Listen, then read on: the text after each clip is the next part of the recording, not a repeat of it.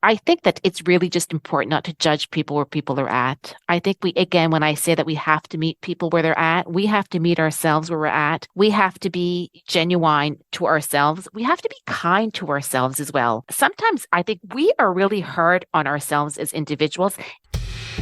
Hello, my name is MC Lessard, and welcome to Stories of Forgiveness, the podcast where you don't have to forgive, but you can. And you can also be in the process of forgiving or have made the decision not to forgive.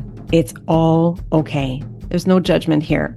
This space is a safe space. It is, because I want to hear all of your stories. In every episode, I have guests who have the courage and the generosity to share their path along the forgiveness journey. And every story has its own gem. So you listen to one and you'll want to listen to the others. And this one is no different. So stay tuned. In this episode, I have the honor of sitting with the Honourable Ginette Petitpas Taylor, the Minister of Veterans Affairs Canada, as well as the Associate Minister of National Defence. Rest assured, we do not talk politics in this podcast. Ginette, as she has me call her, shares her perspective on forgiveness, as well as pieces of her experience as a social worker, which is the profession that preceded her coming into politics and which simply reflects her heart-centered approach to all she does. So grab your runners if you're going to listen and move, or your chef's knife if you're more of the kitchen multitasker, or grab a cup of something and kick up your feet. And see you there. Hello, Minister. Welcome to Stories of Forgiveness. Well, hello, MC. It's really great to be with you today. But before we get started, we're having a conversation amongst friends. So Yes. I would prefer that you call me Ginette. How's that? Awesome. Yeah. Well, thank you. It really is an honor, Ginette, to have you here today. Do you remember where we met? I do remember where we met. That was about a month ago or a month and a half ago. Time goes by so fast at the Pepper Pod. Yes. And really appreciated spending a full day with the people at Pepper Pod, and also the many women that came to join us to break bread together, to prepare meals for folks. It was really just fantastic. And also just to hear about women veterans and their experiences, their journey. And for being a new Minister of Veterans Affairs, for me, it's very, very important to hear people's testimonies, and also to hear about what works with respect to the services that we provide to people, but also where can we do better. I always say we can always improve services, but if we don't hear people's experiences, we can't do better. So my mother always said, MC, you've got two ears and one mouth, and I really want to hear and listen to folks, because again, at the end of the day, my priority is to make sure that we can provide the best services and care for veterans. Absolutely. And boy, I really got that vibe from you, Ginette, when I met you there, that you were a heart-centered leader, because we were cooking meatballs and salad. And I don't know what we were talking about, but you said at some point, you said, politicians are regular humans. And people sometimes, I think, they see the title, the position. At the end of the day, all politicians that have entered this sphere are getting involved because we want to make things better. And I am Ginette, the wife at home, the daughter, the sister, who does normal things like everyone else. And sometimes, again, I think people kind of forget that. And I think it's really important just to show the human side of all of us. And that's why when you asked me to take part in this podcast, I think to your surprise when I said I would, but it's important for people to get to know who we are as human beings, first. That certainly shows kind of why we got involved, and, that we care. Oh, absolutely. And not only are you a politician and a human and a woman, and you were also a social worker before you became a politician. And so when you said that, I go, oh, wow. This woman knows a lot about forgiveness. She's experienced it. I mean, you're a human, so you've experienced it personally, but you've also experienced it professionally. So how about we start there? Where would you like to go? Sure. It was funny. I wish that I could tell you that I had lots of time to prepare for this podcast. I haven't, but we're going to go where this conversation leads us. How's that? Organic. Sounds good. So last night, just before just kind of going over my day and just kind of thinking about this conversation, I was just thinking as myself as a young child. I think I've told you I'm the youngest of a family of 10 kids, come from a very traditional Francophone Catholic background back then. So mother and father, every Sunday we would be at church, and 4 times a year you would go to confession. And it's funny as a child, I mean, when I thought of forgiveness, I just thought of, you had to go in the little box into the priest and kind of confess to your sins. And I was thinking to myself, as a child MC, I mean, what sins do you have or, wrongs have you done at 9 or 10 years old? I mean, I'm going to be frank.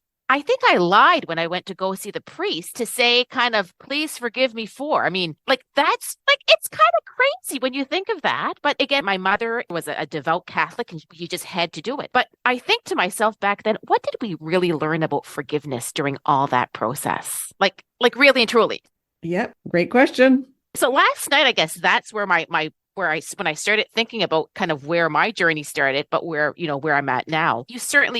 Your thought process certainly evolves, and the work that I've done with respect to working with victims of crime, because predominantly that's the work that I've done for your listeners. Before I entered politics for 23 years, I was a frontline social worker. I worked in the mental health field, but also worked 23 years with the RCMP in my local detachment in Moncton, where I worked with victims of crime. So I worked with many individuals that have, had to face very difficult situations, very difficult challenges. And I've seen how complex that those processes can be. And I really see a correlation, MC, in between grief and forgiveness as well. Because so often many individuals, had to kind of grieve what they went through. It wasn't always a loss of a loved one. It was a personal experience sometimes. So mourning that loss, that grief process, but also sometimes leading to forgiveness, is kind of went hand in hand, and it can be really, really complicated, and it can be messy sometimes as well. And when I think about forgiveness too, I think I see it in two ways. Sometimes it's just forgiving ourselves. Yes. And forgiving others. And, I think that when I think of that, I know when I've had to ask for forgiveness, if I did something that hurt someone, I know that the relief that I felt when someone said, Ginette, thank you, and that they forgave me. And again, when we carry this, sometimes it's really, really tough. You know what I mean? So again, there's no right way or wrong way. I think, forgiveness is a complicated process sometimes. It's kind of a journey that we have to go through. I like to say it's not an event. It's really a process. Absolutely. And all the process is different for everyone depending on the situation. And it's not always the gravity. Sometimes we think that, when I've seen it, sometimes we think because if the event was a grave event, it was it doesn't always mean that makes it more complicated for some or others. My experience anyways. You are so right. I've never broached that aspect or that facet of forgiveness. So let's elaborate on that. Yeah. Any stories maybe that come to mind? Yeah, for sure. So again, having worked with many victims of crime during my career, I can think of many individuals. And again, some that I still keep in touch with many years later. And again, that journey, it's not just 1, 2, 3. It can be really, different steps for different people. But I can just think of a lady, and I'll just call her Gloria. This was someone that I had worked with in my career early on. And she had been a victim of a very abusive, aggressive sexual assault that she had gone through. And it was her former husband that had sexually assaulted her. When I met this individual at the hospital, MC, she was in a fetal position. I didn't know if she was going to survive, if she was, but we had stayed with her until that she became conscious again. And eventually we got to a point where she made a complaint to the police.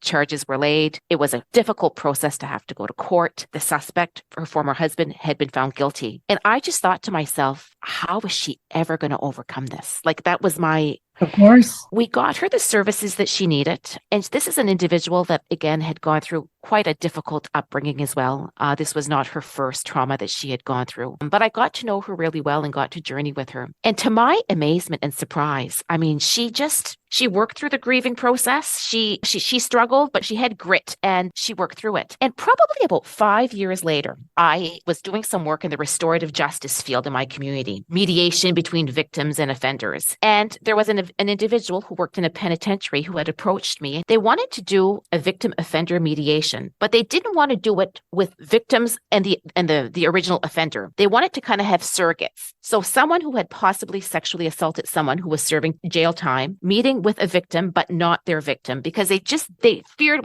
what was going to happen there. And for some reason, Gloria popped into my mind, and I reached out to her to see if this was something that she felt that would be helpful. And she agreed, and we made sure that this was the good decision for her.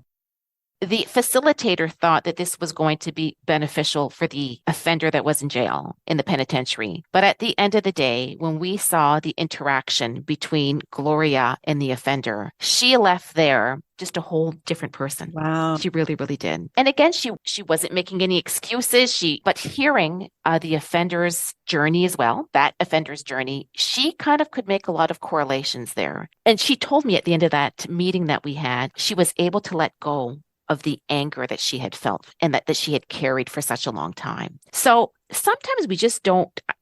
And again, this was a very serious matter. There's other individuals, MC, that I've worked with. All sexual assaults, all traumas are serious. But there's some, that are perhaps less severe, for the lack of a better word, than others. And some individuals are just stuck, that they just can't get out of that place. You can't compare people, but when I think of Gloria and everything that she had gone through, and when I see her now, when I see the journey that she's on, she said the scars are still there, but it has healed. You know what I mean? Yes. The wounds have healed, but the scars are there. Those are words that she had shared with me. And I guess that always stays with me. It took a lot of work. And again, it continues to be a journey for her. And not only was it that one serious event that she had gone through, she had to really kind of grieve and undo all of the childhood traumas that she had gone through as well. Wow. And that big one that she had to deal with was kind of that last drop that made the bucket kind of overflow. It was tough. It was difficult.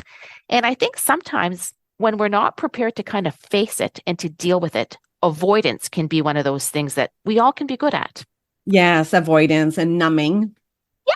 You know what I mean? With whatever that looks like for different folks as well. It can be substances, it can be sports, it can be eating, it can be whatever the case may be. But again, I think that we have to meet people where they're at. And I guess in my career, that is one thing that I've seen, is that we have to make sure that we meet people where they're at in their journey. And that journey is going to look very different for different people. Yes. And all of the journeys have their own shade of courage to them. And it just is different. But you said something really important that I want to come back to, Ginette, is when you said some people stay stuck or, will not move forward towards the forgiveness process, and they will be burdened by the anger or the shame or the guilt or whatever other heavy emotion that they might carry for a time. Yeah. Why do you think that is? What is the difference between the two processes?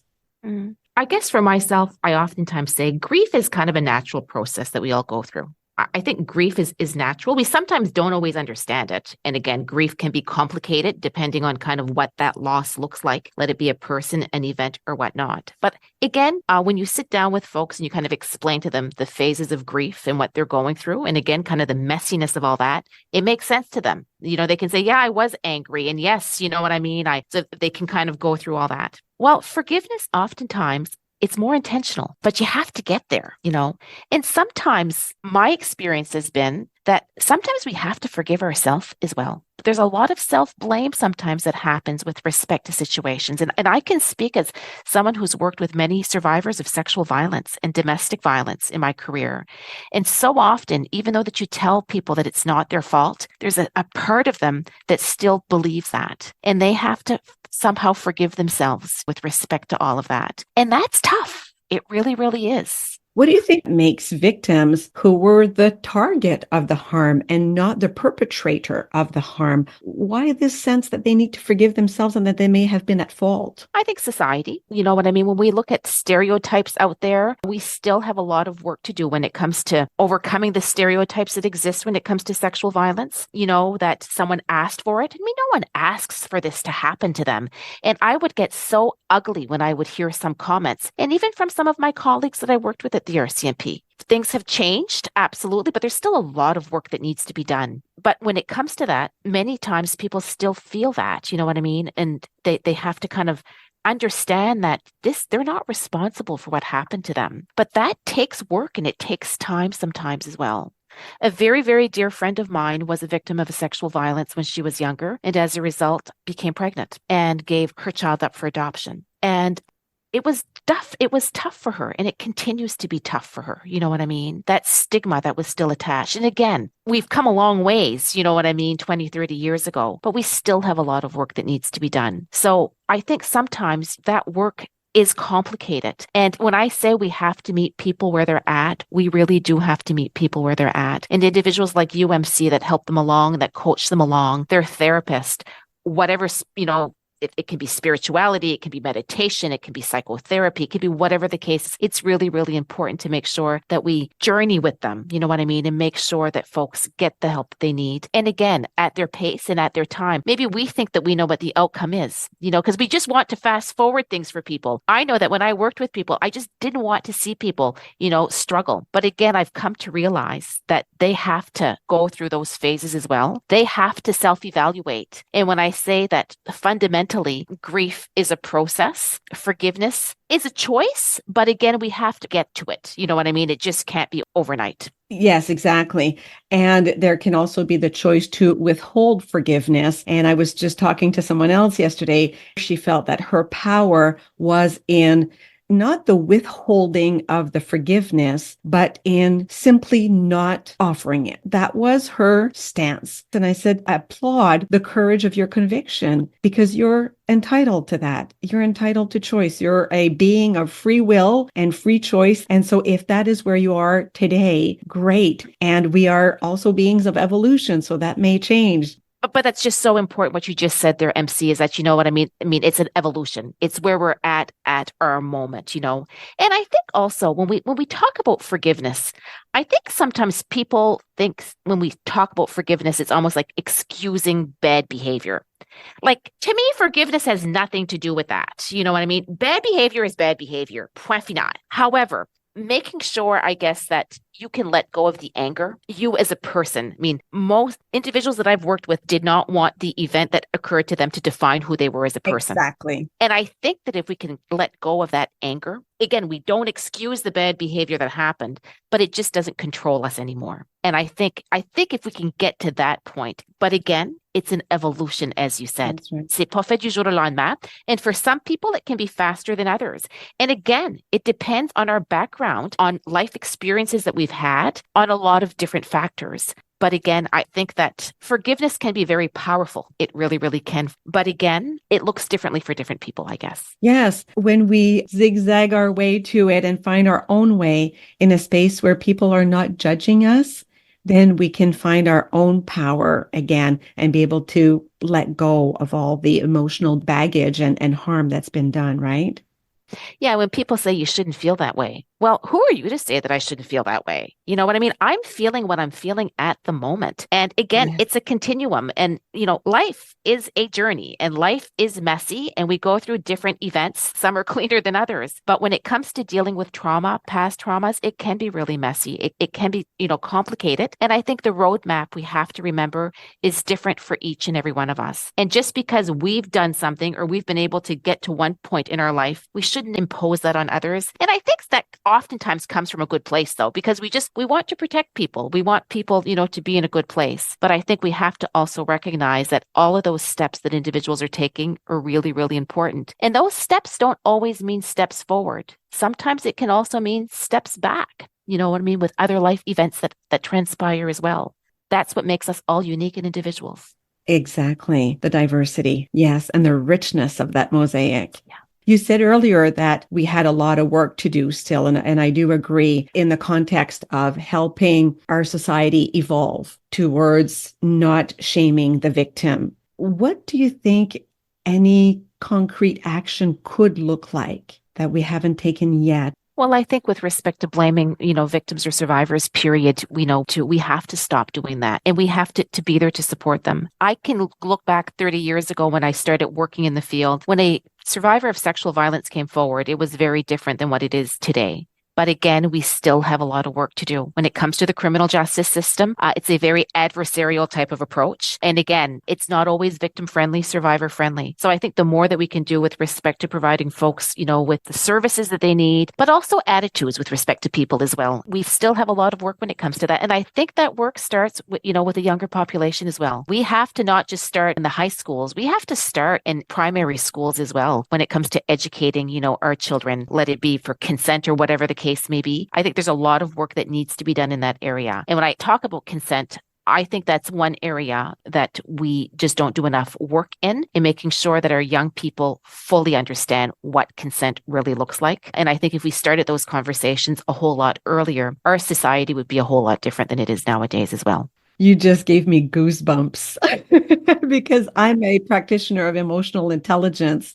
And there is a company that I'm going to plug right here. They're called 6 Seconds. And I'm plugging them because they are not-for-profit international organization. And they do a lot of work to develop curriculum for social and emotional learning. And I think that every school in the world should have a piece of that curriculum. To your point, they're never too young to start becoming aware of themselves in relationship to others and just to navigate relationships in a more respectful manner. You're bang on. I mean, those aren't just for intimate partner relationships. Those are skills in all relationships in life with respect to our workplace, with respect to our colleagues, with respect to our family. We can't start early enough with respect to that. And again, I don't think it's just schools. I think we all have a role to play when it comes to that. But I think, wouldn't society just be just a nicer place if we all started from that point? Yes, it would be. And I think this optimistic intention is a perfect way to wrap up our conversation, Ginette. But I want to give you the last word. Is there anything today that you haven't shared yet? MC, again, I just thank you for having this conversation with me. I guess my only closing comment, I think that it's really just important not to judge people where people are at. I think when I say that we have to meet people where they're at, we have to meet ourselves where we're at. We have to be genuine to ourselves. We have to be kind to ourselves as well. Sometimes I think we are really hard on ourselves as individuals, and especially women. I don't know if this is a female lead, but as women, I find we are really hard. And it's just important to make sure that once again, we respect where we're at. And again, not to judge. Forgiveness is a process. It is not an event. It is a journey. And again, moving forward, I just think that if we're fully aware of that and not judging that individual in front of us and being kind, it certainly goes a long way. Absolutely. Thank you so much for this precious moment, for your time, for your wisdom. You said at the beginning that sometimes when people wear titles, others have a hard time seeing their humanity. And today you made it really, really easy for me to see yours. And I want to thank you from the bottom of my heart for that. Merci beaucoup, MC. Thank you so much. And thanks again for the invitation, my friend. My absolute pleasure. There were so many juicy nuggets in this episode, and the one that gets highlighted this time is the minister's invitation to not judge others with respect to where they may be along their forgiveness journey. We can be accepting, we can be tolerant, we can be empathetic, compassionate, supportive, kind, respectful. We've got all sorts of choice. Yes. We've got choice, and that's a beautiful thing. I want to thank you for being here today. And if you haven't yet, please go ahead and click that subscribe button or like, share, comment. That's how we get to more subscribers and we can share the love even more. See you in the next episode. Bye for now.